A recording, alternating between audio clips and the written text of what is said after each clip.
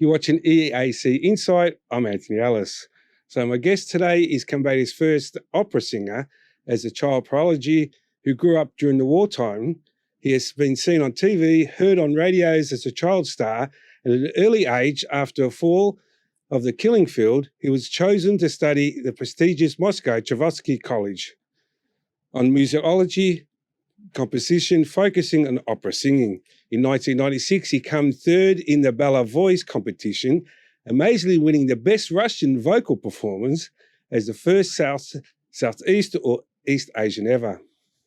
He's travelled around the world from North Korea to Austria, Rome, Brussels, Paris, Switzerland, San Francisco and Amsterdam, studying and performing opera in festivals, recitals and workshops. In 2001, he returned back to Phnom Penh, where he's performed in the Royal Palace, foreign embassies and for government functions, TV shows, radio talk shows, newspapers and various media, promoting opera as arts of the Kingdom of Cambodia.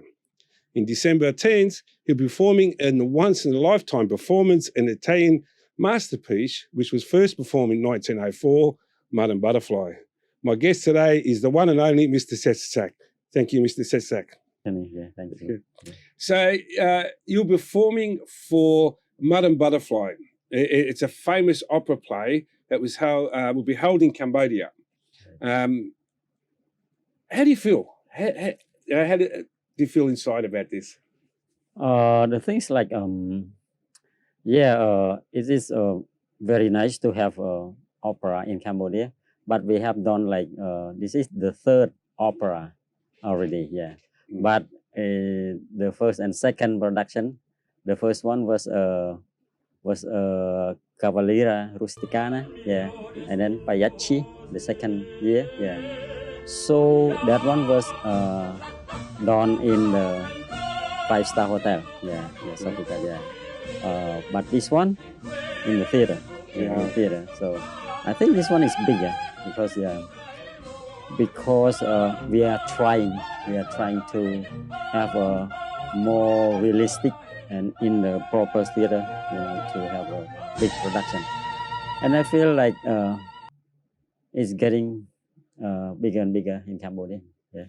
So opera singing is very popular more so in Europe than here, and it's a very big production because you just don't sing in English. You sing in Italian and Spanish, the two most common languages that opera is singing. Right. So how do you feel? How do you get into that sort of thing to be able to promote and do something being a Cambodian? The things like I want to promote it in Cambodia because this one is a more complex art in the world. I mean, and it's admired from the world as well. Yeah, opera and the things like because you want to be an opera singer, you have to know languages. Yeah, yeah. And you have to prepare like as a musician, as an artist, and as an actor, So it's like kind of different, different from other genre, different from just like singing. Yeah, it's just like you sing, you play, and then it's a lot of to prepare, a lot of to educate, So for me, I think to have a Madame Butterfly in Cambodia, it's like, wow. Well, see, because usually a normal singer, when they do a performance or a concert, they just stand there or maybe do a little bit of dancing. Opera's a play. It's a story. Yes. Not like a normal concert where you pick certain songs and just sing. Yeah. When you do an opera, yeah. Yeah, the things like I have been promoting opera. I have been promoting just like all they saw me, just like mostly standing, as you said, standing and singing like a concert, and I select the arias and song from opera. So all they knew, it was like they thought that opera should be standing and singing. That's right. So I had been explained, but before COVID, we had 2 operas came, so they kind of like, but it's less, we haven't been promoted that too much, so it's not much known, but like a circle of friends only, in Cambodia, So this one, I think this one is much bigger, and this is more widely the whole country. I think even a lot of my friends, they are so, and text me and said, "Wow, this is big," and ask me, "What is it gonna be?" I said, "This is opera, real opera. You want to see, you come." That's right. Well, let's just say it's Yeah, real yeah, opera. real opera. And you've got some international performers as Right, well, right, from right, Japan, right, from Italy, Yeah.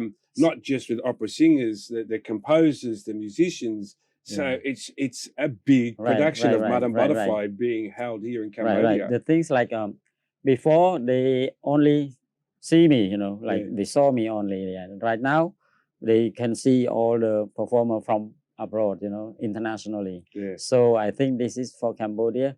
I think they will they will be more get to know about opera more. I mean, yeah. Who's your favorite opera singer? Yeah, as a singer, you have a lot of common voices, like from Caruso to Pavarotti, But I study with Carlo Bergonzi, in Italy. So, but my first, I mean, like who I really admire the most, so is Franco Corelli. Yeah, Okay. I was like, his voice thrilling.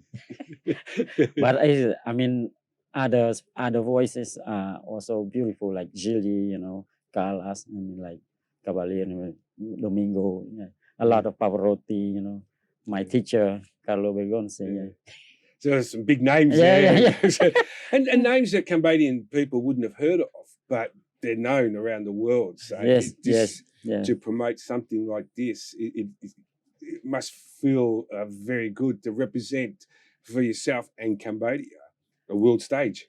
Yeah, the things like I really particularly I want Cambodia to see it, to see it that in the world that genre like opera, particularly, the art that every countries, almost almost every in the world country, so they admire, they have install opera houses, so we can perform, people around the world, artists around the world can perform around the world. I mean, so that's why it was my first mission, or my dream, actually my dream, to have an opera house in Cambodia, so that people can come and perform, and Cambodia can show our arts to the world too. Yeah.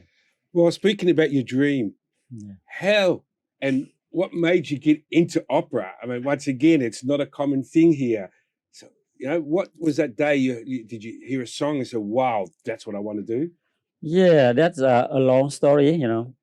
I particularly I studied piano as a child. After Killing Field, after Killing Field, I study piano, music in general. Yeah, but I already sang on TV, radio as a child. So it's just like it's kind of training, but I never trained my voice. I just sang. It just people say, "Oh, beautiful, very high voice."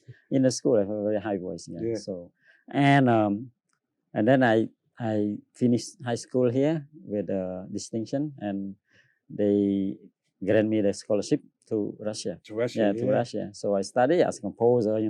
I firstly myself, I don't know why I want to perform on stage. I mean, maybe from the childhood. I mean, or from the Killing Field that we really live very bad, the bad memory in Killing Field. So that brought me to to want to show to the world on stage.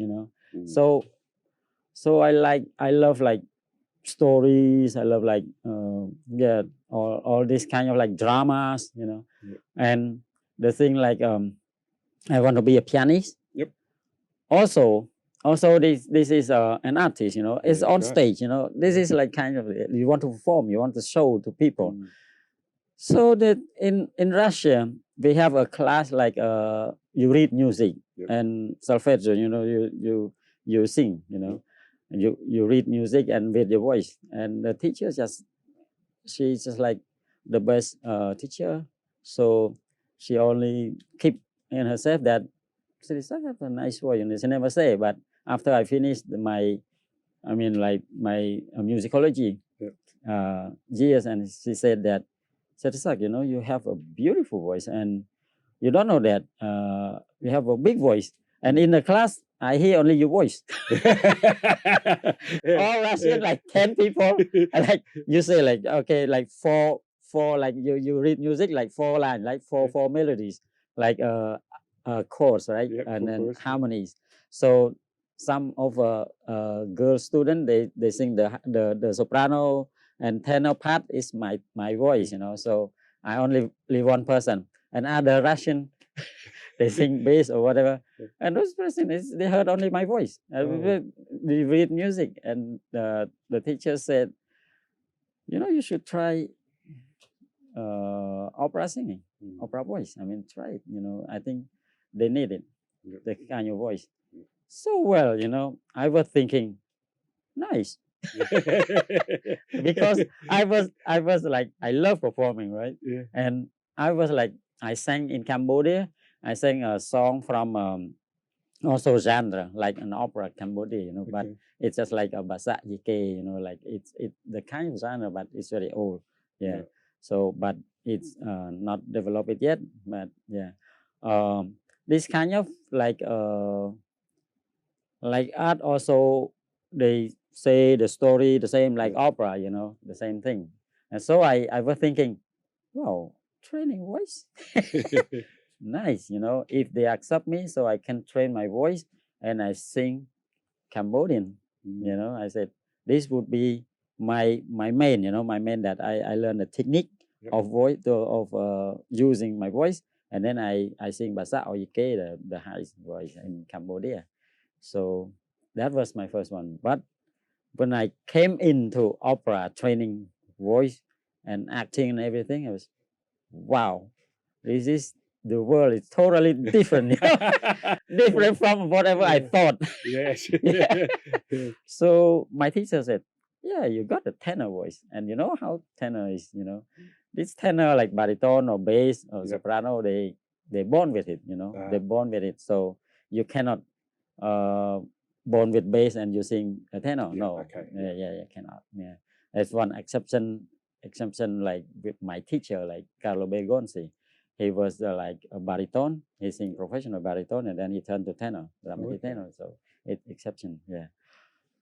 So well, I was like, wow, they took me to the vocal faculty, and they gave me a teacher, and I was very, wow. I said, oh, voice, okay. And then my teacher, I mean, he very famous singer, so he traveled around the world, to sing. So I studied with him like 2 years, but I got less lesson. But I really was interested. I also came to other classes like vocal teacher. They have a couple of teachers, you know. So I asked them to sit to listen to, you know, how they teach, and I try to learn very much. Is friends who lives with me, Russian friends, you know, and foreigner. Also, when they sing, I just like ask them to sit down and talk. What do you think about voice? That's how I learned, you know. Oh, really? Yeah. Because that time I didn't have money to buy books, and some my friend gave me a book like about voice. So I read.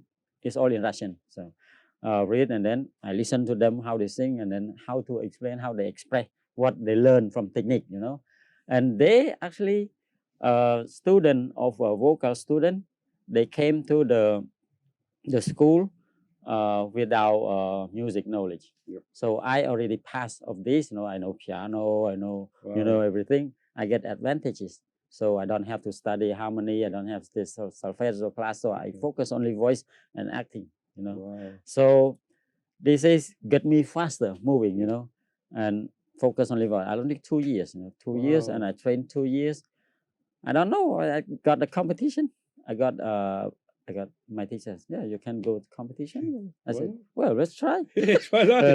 Well, around like 3,000 or contestant, Ooh, very wow. fine Russian and foreign people, you know. I was like, wow, okay. And then I got the first round, I got the second round. Wow. Wow, what's going on here? Got It's a dream. less info. Yeah. I got come to 10 people. Wow. Yeah. And the thing is like the competition, they open to public. Oh, Yeah, okay. they open to public. And after you sing, you hear the people and coming to talk to you. They said, you're gonna get the first one. You're gonna get the first one. I said, okay. Because they said when I sing Russian song, they feel like they somewhere there. Yeah. And I sing Italian also. Yeah. Well, Italian for the for the Russian audience, Okay. they're different, but the specifically Russian because they feel their culture back. So when I sing Russian song, they start crying. Well, feeling okay. Yeah. So we feel it. Yeah. So and then I got the third prize. Yeah. And the things like I was like very excited that I got the prize for the Russian song. Cambodia to Russian and third, and fantastic. Like, yeah, that's a solid prize, you know. So they got the first prize for that. I mean, even Russian they got. Well, it's an amazing story. Yeah. Here you are living through the Pol Pot regime, through a horrible life of war, and then to move to a foreign country and Russian, not an easy language, and then enter a competition, then come third with a Russian song. Yeah, the things it's a dream. A lot of people can dream. It's a fantasy sort of thing, isn't it? So the thing I kind of like proud, but I feel like I can get more and more. I'm trying, you know, to see the world, how they sing, you know. And then when I came to America, you know, sponsorship, you know, and Italy also, I try to learn as much as, So I think like for Cambodia, I could do it. Why other not? You know, so that's my idea. Just like I want my student or others to to look more farther in the world. I mean, when you sing opera, I mean, when you have a knowledge of training voice techniques and everything, I mean, you can sing anything else. Enjoy. Yeah, you can sing jazz. I could sing also jazz. I can sing rock. Well, so that's my next question. So you don't sing just opera? But the things like opera is more complex. Opera is for me, I enjoy more in opera because this more like you are in the story, you are in different world, and then the acoustic and everything, and with player, with actors all around you. Like you say, usually opera, most of their music has a story.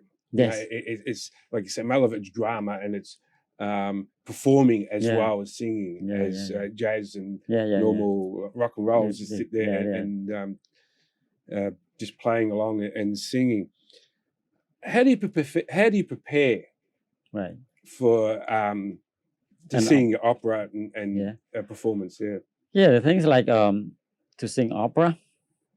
I mean, this is you already prepare like voice and everything, like you have been studied, studied, and the role, okay, you already know music and I mean like score, you know, and then languages, you know, you study diction, you know, you have to study, so well, you know, also know the story of the opera. I mean, itself, you know, the root, where it's from, you know, the librettos, you know, come from, and music. I mean, like study all in complex, you know.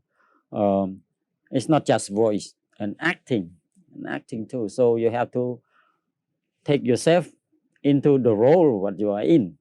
You know, So this is like to compile yourself to different person. It's just like I love to do it.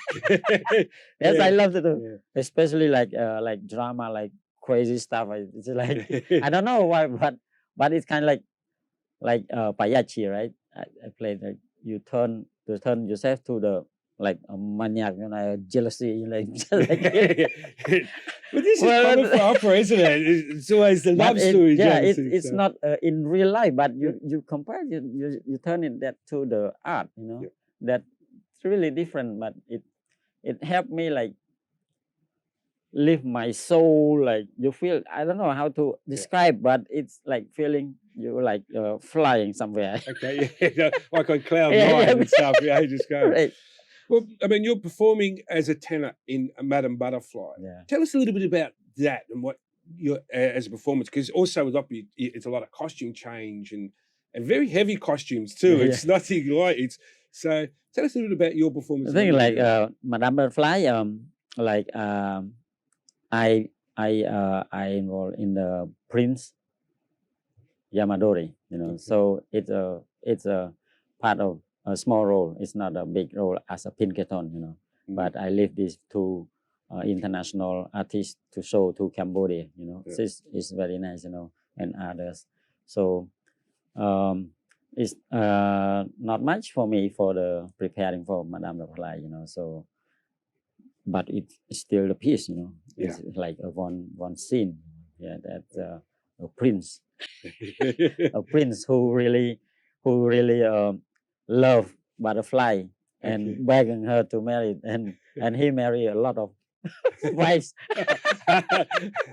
and he in love with her, but she in love with Pinkerton.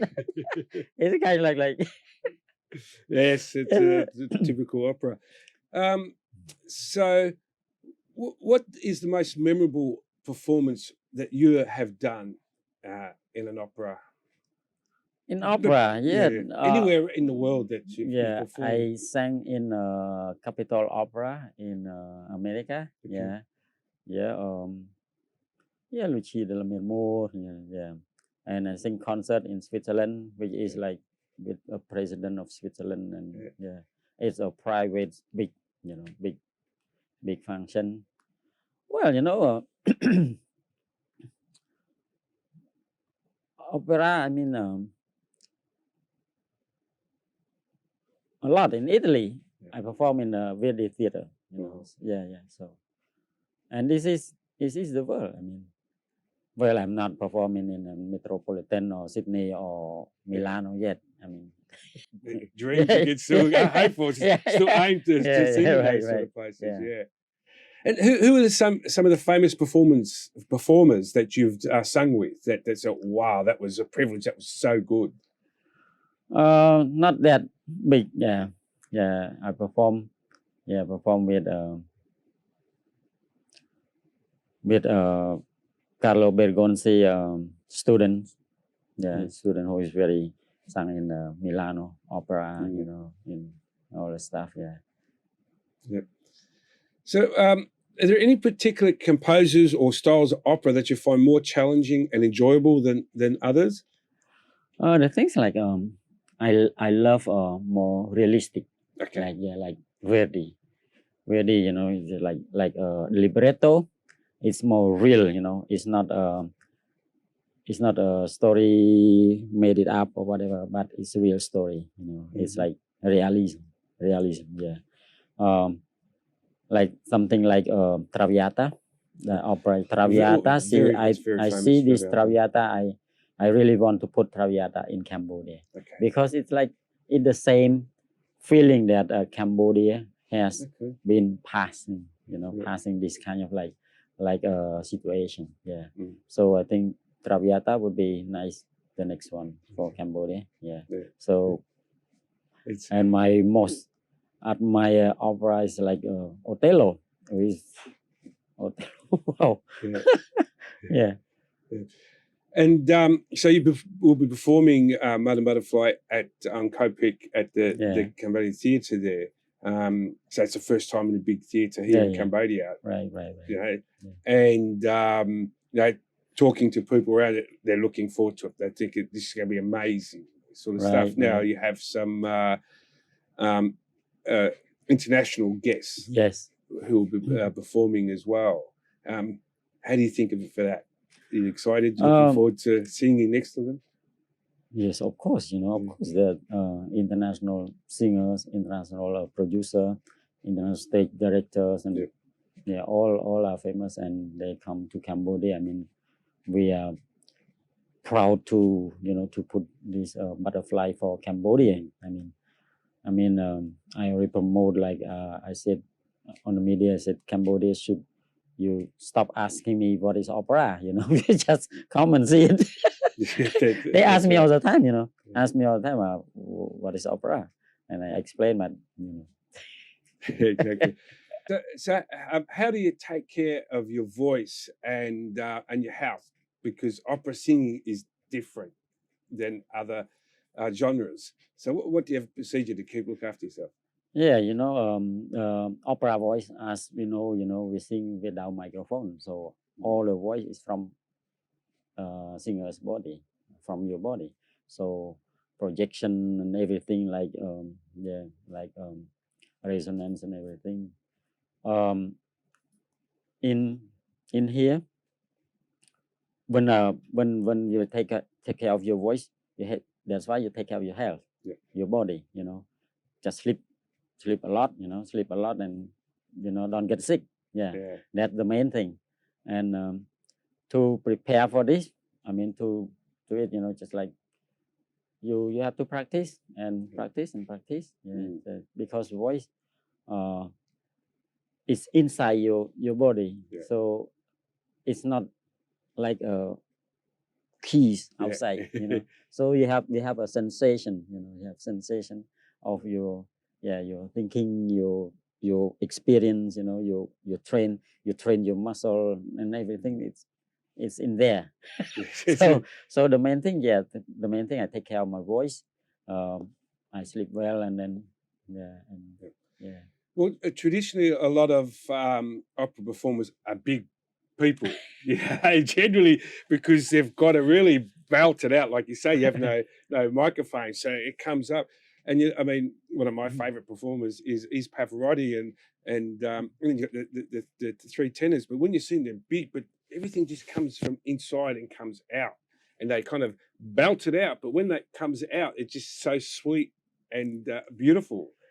Right, you've seen, like big opera singer, like, but well, as you see Franco Corelli, it doesn't big, but it's tall, tall, but voice is very big, Yeah. and Maria Callas, skinny but big voice, Yeah. so it's not that common that you have to be big, it's your head, your resonance and everything, but mostly if you are big and big voice. But Caruso short. Oh yes, rounded, big voice, like a bass, like tenor and bass, resonant bass with tenor voice. I mean, really, I'm not. So, I mean, like for me, well, they told me I got a big voice. When they heard my voice, they said, "Where it's from?" Traditionally Khmer's have a higher voice. You do have a deep voice. The thing, like I once I was trying at the Bastille Opera in Paris. Oh, yeah. I sang, and I heard my voice. I said, "Wow, that's big." So I never sing in a big acoustic opera house before. So I only sing like this. So when you hear your voice in the real opera, wow, this is. You're right. I think in the opera houses, the acoustic around it are especially made for opera singing. Because like I said, there's no microphone, so what comes out is what comes out is your voice. So that must be different. Yeah. So actually, when you sing, you have to hear your voice. So acoustically, when you sing, you hear your voice from there. So that's how you control acoustic, how you control, you control your voice. But if acoustic dead, when you sing, like for example in Cambodia, right? We don't have a proper place, proper house for the opera voice. So when you sing, your voice is gone. So it's like you're trying to push. You're trying. It's difficult. It's a bit more hard work to get involved. So do you have any rituals or routines you do before going on stage? Yes, yeah, of course. Not talking too much. Well, Yeah, when you're resting. talking, Yeah, it's your breathing is higher. Yeah, yeah, so it's not deep enough. So, mm, but you're trying to concentrate, humming and yeah, trying to settle down your voice before okay, going on stage and yeah, thinking not interrupt what what you imagine of the role inside. Yeah. yeah. So you rest the voice Yeah, yeah, yeah, and just yeah, yeah. relax and thinking. Yeah. And do you have any advice for any musicians or opera singers out there? Yeah, yeah. The things like I have one student before, like Mm, he had a very nice voice, and I advised him. I said your voice could be very nice to the world if you really want to be and want to go that way. I can help you. yeah, But the thing like he returned that said, oh, to know like it's I cannot. I said no. This is not the right thinking. yeah. So you have to put your mission. You have put your goal that you have to be there. For me, I don't know, lucky or not lucky because I study all the time. Yep. Or I born with different regime. I born with that I had a hard time in Pol Pot, so it get me motivated Yeah. to craving for the knowledge. Mm. That's why and I want to see the world because the killing failure is not the world. Yeah. For me, Yeah. I almost Yeah. die there. Yeah, that's right. Yeah. So I'm trying to show that we fall. We have to get up high. Yeah. So I mean, like, I don't know why I set my goal that way. Yeah, because I really because when I study at school of music after Killing Field, my thought was like not enough. I Yeah. said I have to go study somewhere else. Yeah. So it's not enough. So it kept me moving. Yeah. And then to Russia, it kept me moving to Europe too. I mean, like I said, I have to do it. So it's kind of like turn out like this, and then I said, okay, you want to sing opera, Italian opera? To know language. I study language. I study English from Russian. I bought the book from Russian to English. I study English there. Now when I went to America, I exam, so I have a high advanced English class in there. So I study Italian before I go to Italy. Oh, okay. Yeah, I studied. Yeah. So you have to study languages. Yeah. So because opera we talk. We talk. We Yeah. talk and we sing. We have to understand each other. So you cannot memorize in the whole opera for 2 hours. Cannot memorize. So you have to know the language. Yeah. Okay.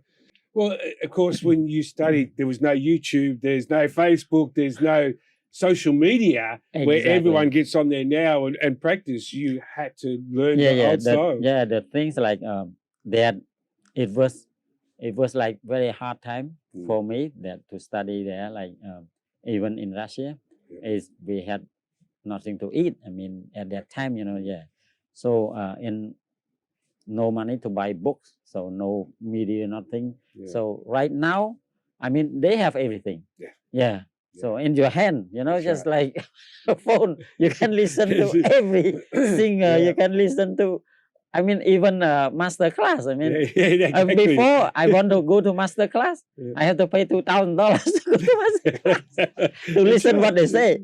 Right now, we have YouTube. We have to listen what they say. That's exactly right. So, but the thing like time is totally different from my for my student right now. I don't know. They don't actually take advantage of this. I don't know why, but I think the upbringing is different. Like I say, I explained to my students when I was their age, we didn't have mobile phones. We didn't have computers. When I went to school and I studied, I had to go to a library and pull out a book and look at it, and that could be 2 years old. It's not up to date. It was like then the time to do things. It's like, well, that's not what I was taught at school. But because our knowledge of everything was taught behind. Yeah. Now everything's just straight up there. You hear someone, I mean, TikTok and Facebook have made many people famous Exactly. because of, you see it right here and now and then. I think, like you say, remember, especially for yourself, you come from a Pol Pot regime where you couldn't show your talent, you couldn't show anything, your feelings, your emotions, or anything like that. To 40 years later, to be able to show the world and Cambodia what you can do, the love, the heart, and everything else. But that's through hard work, study, sweat, and tears. It's not just picking up the phone and saying, "Oh, I can sing like that. I'm going to try." Yeah. The things like actually, when I start voice, I try to learn from others. I try to listen. There's no YouTube, nothing, So and even music, you write it. You have to write in your hand. There's no. Not easy to get music sheet. I mean, like, it's really hard time, and now different. Thank you very much for coming in today. Got some great history and a little bit about yourself and what you're trying to do to Cambodia. Before you go, can you sing us a couple of bars of opera just to show everyone that your talent without backup stuff? The things like thank you for having me here. I love the as an opera like Othello. I mean, like, I suppose.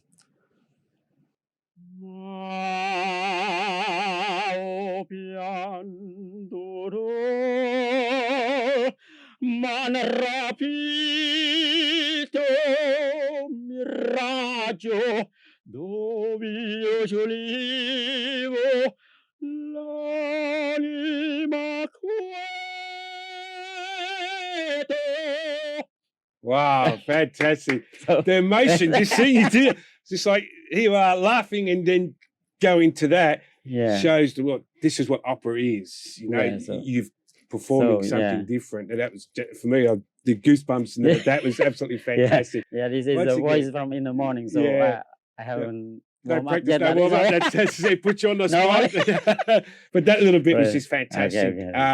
Looking forward to seeing you sing at Mother Butterfly. Good luck for the future, and hopefully you can put something together to continue opera and do La Traviata here. Thank you very much. Thank you very much. Thank you.